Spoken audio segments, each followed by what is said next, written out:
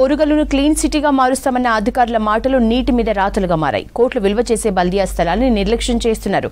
వాటిని పట్టించుకోకుండా వదిలేయడంతో అక్కడ వ్యర్థాలు నిండి మురికి కూపాలుగా దర్శనమిస్తున్నాయి.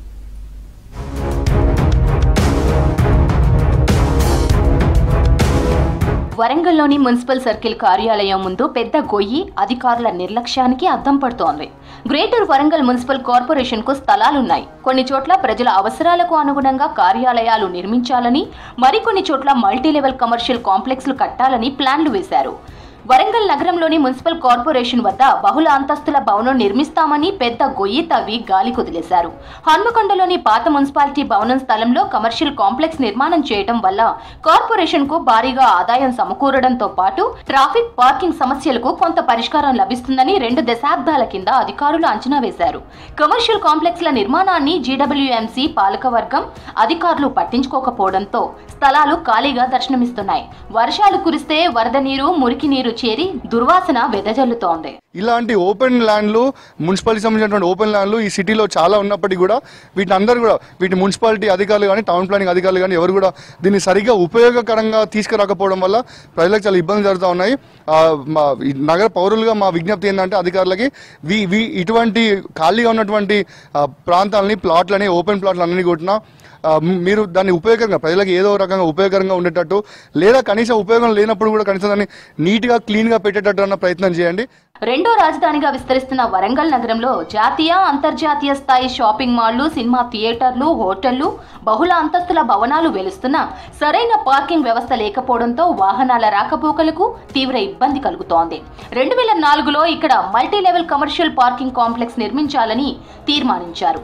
రాజీవ్ నగర బాటలో భాగంగా అప్పటి సీఎం వైఎస్ రాజశేఖర్ రెడ్డి 2005లో షాపింగ్ కాంప్లెక్స్ కు శంకుస్థాపన చేశారు. 2012లో కూడా మరోమారు 5 అంతస్తుల మల్టీలెవెల్ పార్కింగ్ కమర్షియల్ కాంప్లెక్స్ నిర్మాణానికి పబ్లిక్ ప్రైవేట్ పార్ట్నర్షిప్ పద్ధతిలో టెండర్లు పిలిచారు. కానీ ఆ కాంప్లెక్స్ నిర్మాణం కార్యరూపం దాల్చలేదు. 2 దశాబ్దాల కాలంగా 6000 గజాల స్థలం నిరుపయోగంగా పడి ఉంది.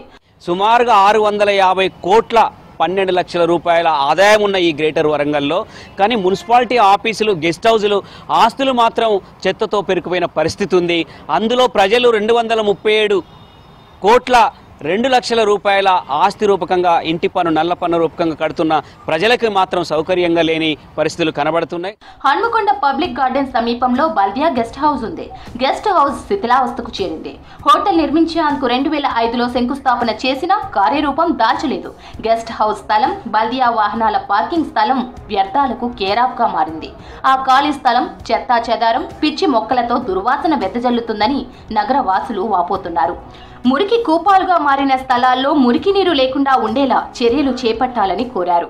ప్రజలకు ఈరోజు సూక్తులు చెప్పేటువంటి అధికారులు తమ చుట్టూ ఉండేటువంటి కార్యాలయాలలో మీరెందుకు పరిసరాలని శుభ్రంగా ఉంచట్లేదు, వాటికి మీ బాధ్యత కాదా అనేటువంటిది మేము అడుగుతా ఉన్నాం.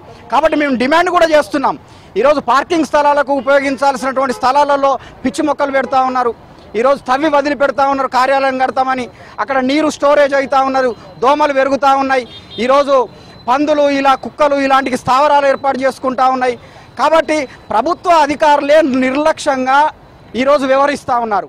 గ్రేటర్ వరంగల్ మున్సిపల్ కార్పొరేషన్ అధికారులు, ప్రజాప్రతినిధులు పరిశుభ్రత, పచ్చదనం పాటించాలని చెప్పడం వరకే పరిమితం కాకుండా పాటించాలని నగరవాసులు కోరుతున్నారు.